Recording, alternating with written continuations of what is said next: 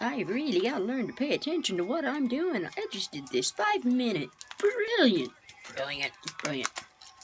speech on who I am and why I'm talking to people, or the society, the public, whoever I'm talking to. I'm tired of talking to myself. I talk to myself a lot.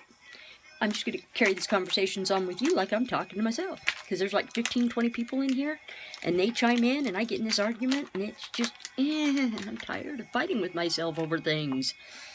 So, I'm going to talk to you. I want to tell my life story. I've got a lot of poems that go with it. I've been an addict most of my life. No, I'm still an addict, of course, but I want to get past it all.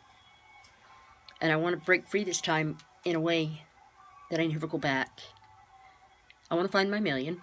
I'm that one in a million. I don't know what I am that one in a million of, but I am that one in a million. My dream or my vision is I'm on a stage and I'm a comedian or an inspirational speaker or something like that. Not necessarily, it could be an AA stage for all I know. But there's been a lot of things that have happened in my life that I've known about in advance. Or that I've said will happen, that I've wrote about. I've got 30 years worth of writing now. I had 24 when my life started. Dad died, my life started. Mom was left in my lap. I looked up to Dad and said, thanks a lot, and I'll take care of it. And I stepped up. And I've been her caretaker for the most part. She can take care of herself, too. It took 2 years. It's all 2 years of letting her shred me to get her to realize being an addict doesn't make me bad, it makes me stupid. I'm a good person. I am. Not rich, not famous, family deadbeat. Hey, I wear it proudly. Because I know someday I'll get past it. It just wasn't my time yet. Totally believe in God. God's been with me every step of the way. But I don't have a religion that I'm partial to. I have a hard time believing in a religion that'll tell me I can't do something. Or that I'm not good enough to be up there with the best of them. Because I'm sorry, I'm as good as anybody. I've made mistakes. I live in a lot of pain. I self-medicate sometimes. I'm still struggling. I want to get past it. I want to get on the right level so that a doctor can give me the drugs I'm doing instead of me buying them off the street. Right now I don't have insurance. Can't afford a doctor. The middleman is far cheaper than the doctor, than the pharmacy, and the insurance. I have no income. I just got laid off. I was only working part-time. It was the best job ever. I had the best boss. She was just like me when I was boss. Oh, it was awesome. To watch her in action was just, enlightening, empowering. Because that used to be me. But I always fell apart when my spirit would get broken and I'd fall back to drugs. She's drug-free and she's awesome. But I'm not going to mention names. She'll know who she is if she ever hears this. And it just fell into place that I ended up with the job. And it just reminded me that I'm special. I'm rare.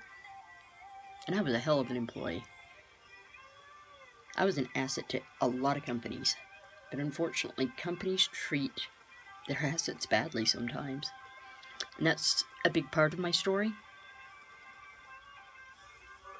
The first part is the thank you to Mom, because I owe her a lot for this. She has carried me. I mean, I'm not afraid to be homeless. I don't need her. She don't need me, I don't need her. We still don't see eye to eye on most things, but we don't argue. She's old, I'm wrong, and I walk away.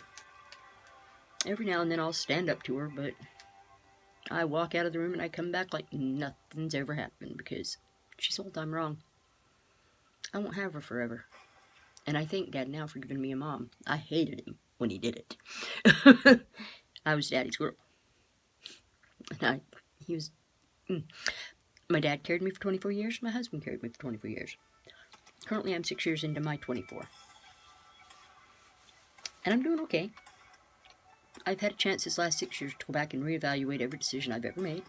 You know, go back and look at my childhood, go back and own it. Because yes, there's something everywhere that I could have done differently. They were my choices. Nobody did any of it for me. I chose to take drugs the first time. I chose to have sex at 12. My spirit ran and hid at that point. And I've been trying to figure it out ever since.